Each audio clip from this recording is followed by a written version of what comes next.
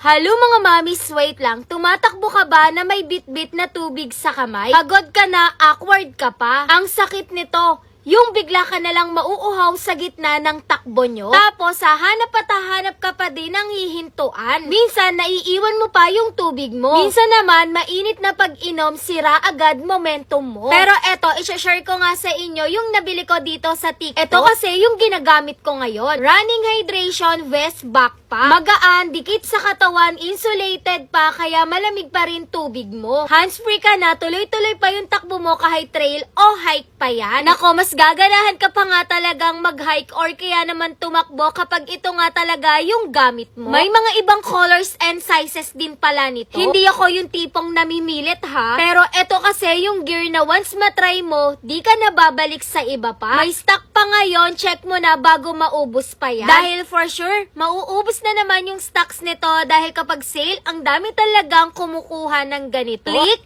go! Yun lang. Thanks for watching. Bye-bye!